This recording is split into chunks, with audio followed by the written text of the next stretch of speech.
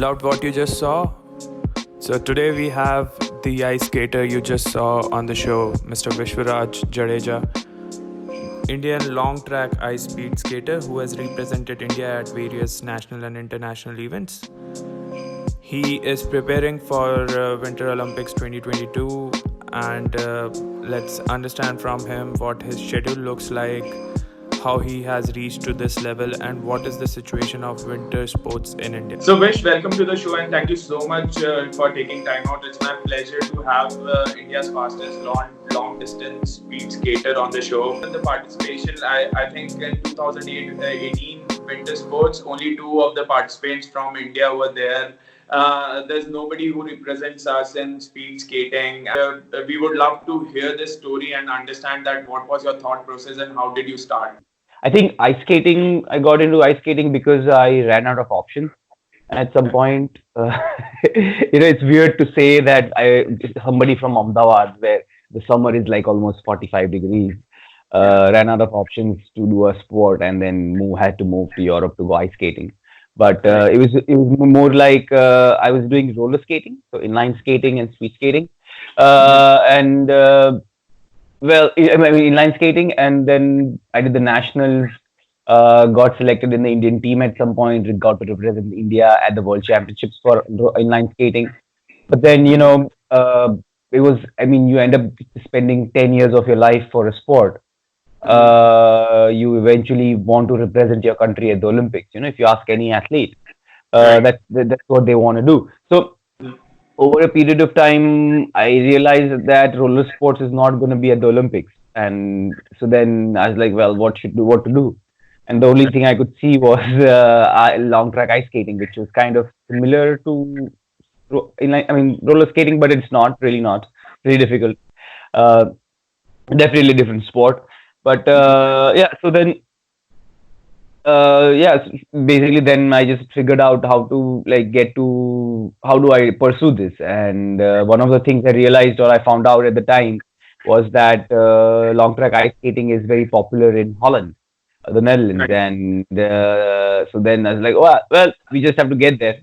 We figure out how to get there and then figure out everything along the way. So I think the decision making was the most important difficult part, and once that was done, I mean, everything else followed. Right.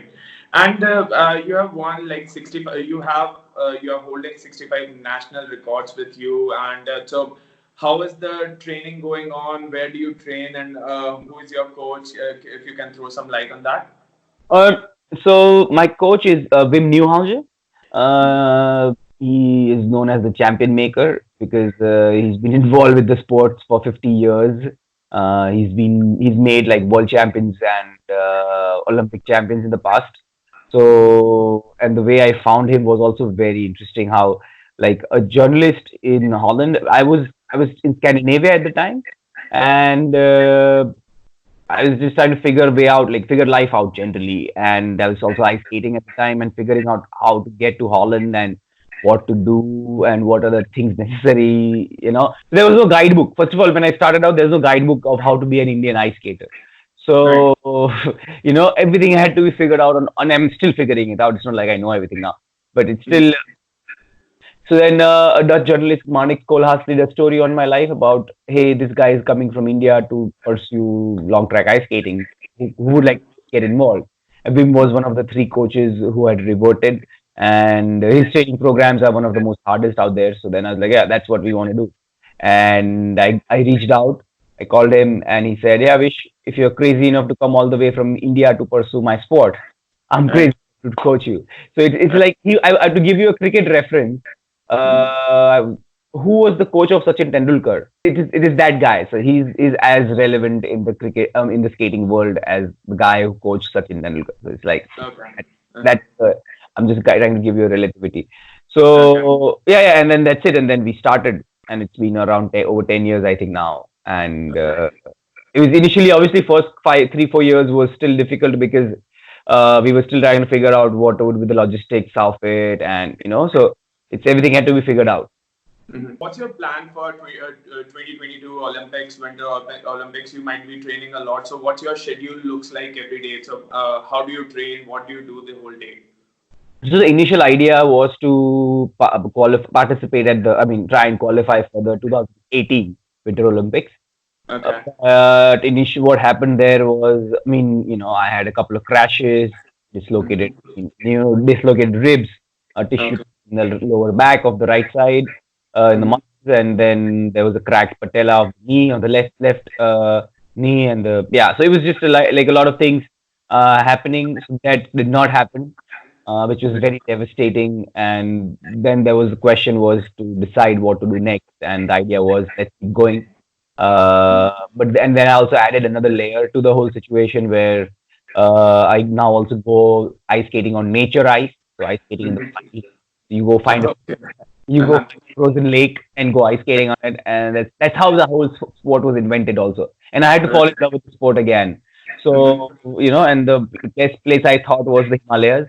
So Mhm. I would go to Ladakh every year. This is the third year now. Mhm.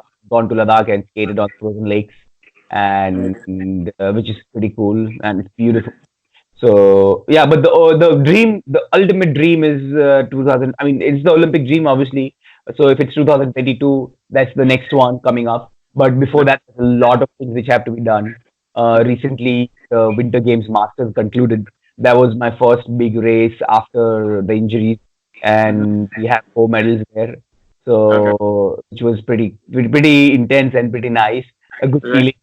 Right. Yeah. I mean, medals are medals, no matter where they come from. But it's a good special feeling because it was like a multi-sport event Mhm. where 50 countries were participating, 3,000 athletes. Mhm. I was only Indian, and for a multi-sport event like that, I don't think there's any other Indian person who's won so many medals at one single event. Four.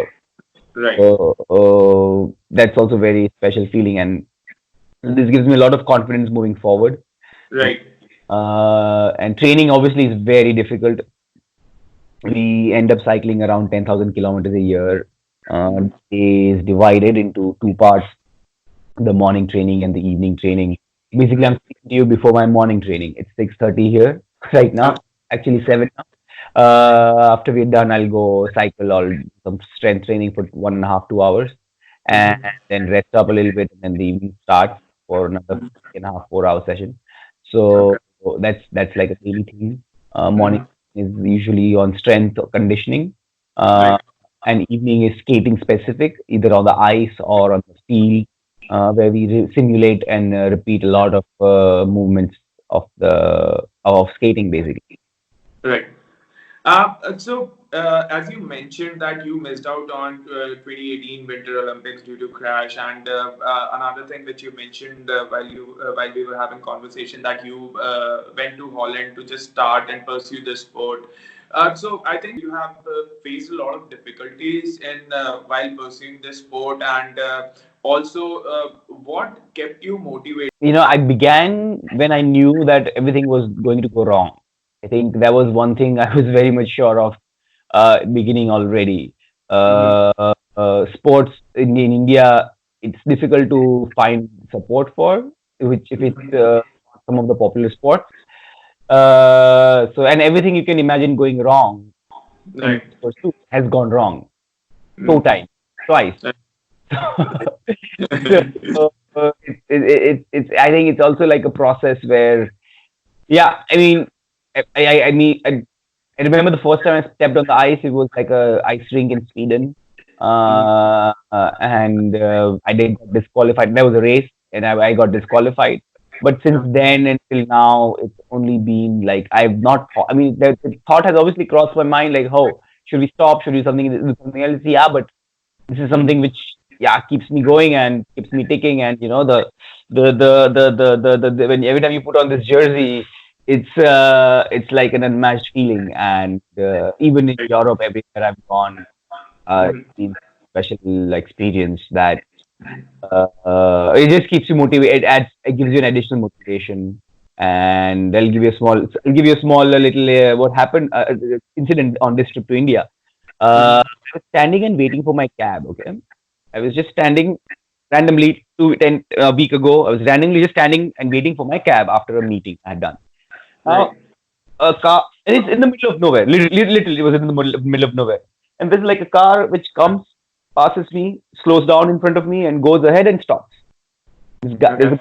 there's a guy walks out, and he walks towards me, and I was like, oh man, is it like again like school days? What did I do? I didn't do anything, man. It's just like suddenly you go into that mode where, especially Yeah. now where you've grown up, so you have so many memories of things you've got into trouble. You've gotten Yeah. into trouble so much. So then, yeah, this guy walks to me and he's like, "Hey, Vishwaraj." I was like, "Whoa, okay, I don't know him." And he's like, 2 years ago you gave a talk at my university. I was like, "What? Yeah, who remembers that? It was a bad talk." And then it's like, "Yeah, I've been following you. Congratulations for the medal." And then he gives me a hug, and I was like, "Can I drop you somewhere?" I'm like, "No, no, you made my day. Thank you." And then, so Yeah, so it's a it's great it's feeling. yeah, it's stuff like that, small little things like these. It kind of confirms that okay, maybe I'm doing something right. Especially Yeah. with India Today article also. I was that has been really weird experience for me because I never experienced it before. It's just Yeah. even like I was flying from Delhi to Bangalore, and on the flight I was sitting in the middle seat, and I look around, and there's India Today, the same magazine where they have the picture and everything. Guys, if anybody is watching February 24 India Today, you have to check it out. But I open the magazine and that's me over there, and I look around and I show the guy like, guys, look at this picture, this is me, and they're like, whoa, it blew their mind. So Yeah. it's as I said, I think all of those things are okay, but it adds a lot of value also, obviously. But I think for me, it's been yeah, difficulties are fine, but the feeling of having that medal for your country and standing on the podium has been very special feeling, and nothing else makes me feel like that. Uh, Yeah. and if you ask any athlete, they say that putting that in your jersey and going out there and giving it to your all, I think that's it. That is it. That is by far it. That's it. So and like and you are one in a billion people who get a chance to do that. Then I mean, come on, Right. keep Right. forgetting something. We are over a billion people. Right, right. And talking about the sport itself, it's a lesser known sport, and I'm not sure how government is supporting it.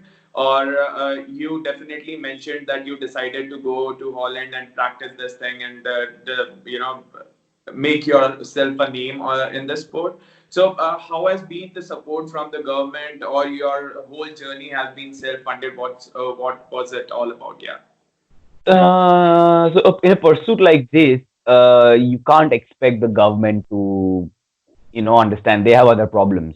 Right. you know, they have a lot of other problems which they have to first address before they can do sports, and that also winter sports, which I obviously understand, and they like, let's say,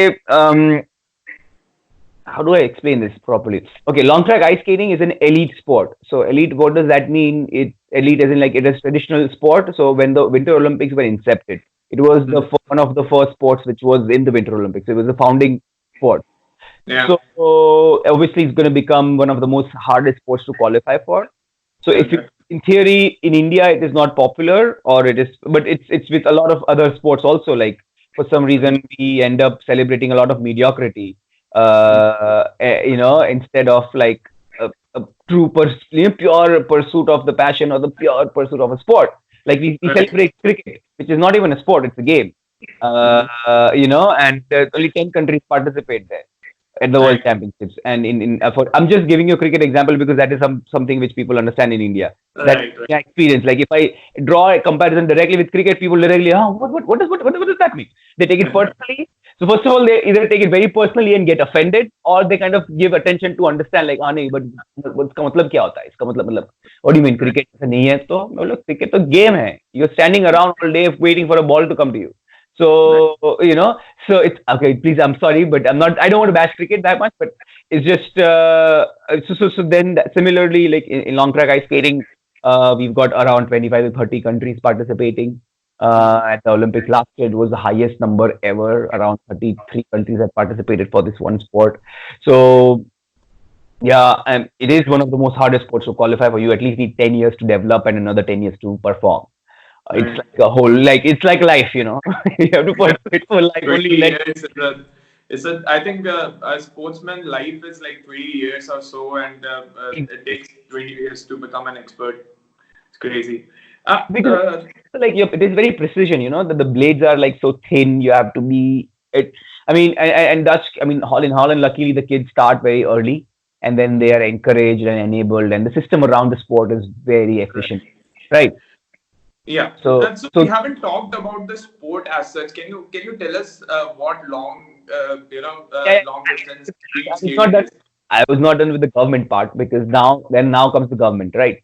So for me, Gujarat government, you won't believe this, but Gujarat government actually kind of came forth and they were like, okay, we might want to fund you a little bit. Like, of course, obviously the whole funding is impossible for because they have their limitations. Right. And Asian Games they gave a little bit money for the championships also they gave a little bit money. So it was Mhm. also like so those kind of things I was very enthusiastic of. Like I mean, Gujarat government of all the places, they don't even know what winter sports is, and they kind of try to figure out like, okay, if you're doing this for such a long time, and they saw the results and they saw the performances, and they're like, yeah, maybe we have Right. to fund what this and get around to yeah, let's see what happens, and then now they have the medals. The Mhm. sports minister tweeted it, and the sports minister of Gujarat tweeted it, and yeah, here we are. I think that's a great part that government is recognizing this particular sport, and you clearly mentioned that out of all the places Gujarat government is doing it, there's no scope for high speed skating at the end of the day. Roller So popular there. Roller skating is very popular, and that's how yeah, we can out and we can source a lot of skaters for ice skating also. right. I mean, roller skating outperforms cricket in Gujarat. To be honest, I mean, I'm very proud to say that. Yeah. So yeah, please. That was some information which I didn't know at all about. Coming back to the sport, so I would like to understand the sport more. So what does a long distance ice speed skater does when he's on the ring? What is like how they compete within themselves and how the competition happens? So long track ice skating is one of the forms of ice skating as a sport, So ice skating is one thing, and the ice skating sports are like there are various forms. There is long track, which I do, which happens on a 400-meter oval, where Okay. two people race against each other, Mm-hmm. and the fastest time wins. It is like a Mm-hmm. drag race on ice between two people. Okay. And the fastest time wins. Mm-hmm. Then there's short track where there is multiple people starting with a gunshot also. Then there is figure skating where people they dance around on the ice and some and very very nice. They do the ballet basically on the ice, Right. and then there is ice hockey. Yeah. Uh, so these are the various forms of Mm-hmm. these are Olympic sports obviously. Right. So yeah, and long track ice skating is one of them, and yeah, that's what we do. Okay. Coming back to the point where we were talking about the winter sports picking up in India. So, what's your thought process around it? What have you seen in the past couple of years? That if, is it developing? There are athletes, obviously, because there's no infrastructure for winter sports or at least this sport in India, and but people you have to basically move away from your home and pursue this if you want to. And there is a lot of brave skaters who do that right now, Right. uh, to say the least, and they are trying their best. Mm-hmm. And because it's a difficult sport, no matter how hard you try, it's going to be a little bit shortcoming, and without Right. any resources, it's like you have to be really, really brave, and you need to have a Mm-hmm. big heart to be able to pursue this if you are from India. And because I know from facts and I know from my own experience that it's been a really difficult journey. Mm-hmm. So whenever some skaters want to do it, I'm just like, guys, you have to be really patient, and it's a long game. You can't just Right. show up one day, do training for 3 months, and expect wonders. It's never gonna happen like that. Yeah, You true that. really have to like want it only then. And I mean, in the last 10 years since that I've been involved, I see promising signs. Mm-hmm. Like provinces or states like Ladakh, for example, Right. they're actually trying to develop the infrastructure for the sport, for ice skating sport. I was at the winter tourism conclave, recently where they had invited me to talk about ice skating. And I was like, what are you talking about? This is ridiculous. And I was like, oh, I'm going to be there and talk about it. And then I give a present. I mean, I spoke about it and discussed what are the possibilities and potentials for it. And they really enjoyed that and was welcomed with open arms. So for me, it was very special because come back to India and talk about ice skating and people actually paying attention and understanding what I'm trying to say, you Right. know, was very fascinating. I to be honest, just I was like, what is happening right now? This is like a dream scenario, like where we get to talk. I get to get involved in the development of the sport. So that was Right. one. Then CII, the Confederation of Indian Industries, they hosted an event in Bombay also last week, I think 2 weeks Mhm. ago, about winter sports as an industry. So that is a very interesting way of looking at it. Mhm. And that's a good initiative which was started by Shiva Keshwan. He's a six-time Winter Olympian for India. He's a very good friend. So that was one of those things that I was just like, whoa, these are the kind of things if we do Yeah. happening, at least started. Now, I mean, Yeah. maybe in 5 years we have something else happen. I mean, in 5 years down the line, we have a development. There's like proper winter sports infrastructure, or at least an initiation of the development of winter sports infrastructure. Yeah. So infrastructure is very important to say the least. Mhm. Because ice skating नहीं होगा तो कहाँ जाओगे skating करने? Right. भी नहीं होगा तो कहाँ जाओगे कर रहे? So Right.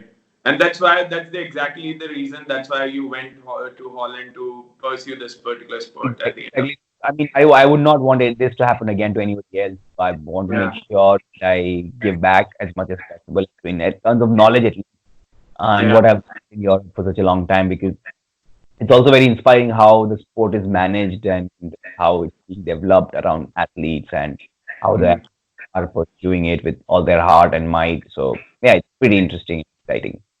Yeah, at least there are right steps being taken, and we hope that, as you said, that in another 5 years or so, we might have a good infrastructure and people pursuing the sport as such in India. So, Yeah, exactly. So that is the final. That has to be the final goal. Otherwise, what is the point in doing this for such a long time and like just pissing it all away? It's just yeah. right. What's your message to the youth who are pursuing this, sport as such, and also if they are looking to high speed skating as a sport? So, any message you want to give? Well, do not give up. That's the only thing. My coach Mhm. always tells me like I asked him, like one journalist actually asked him once, and then I mean, I overheard him say it, that what is the Wish talent? Is he a talented skater? That's why you're backing him, right? And he was like, no talented skater. His only talent is he doesn't give up. That is his only talent. And I think that's something which is very important. I mean, I realized it over a period of time. Just because I've not given up, I've come so far. I think for Right. any Olympic athlete from India, Mhm. I think you should definitely not give up. That's the Mhm. only way forward. Otherwise, yeah, giving up is quitting is forever, eh? So Yeah.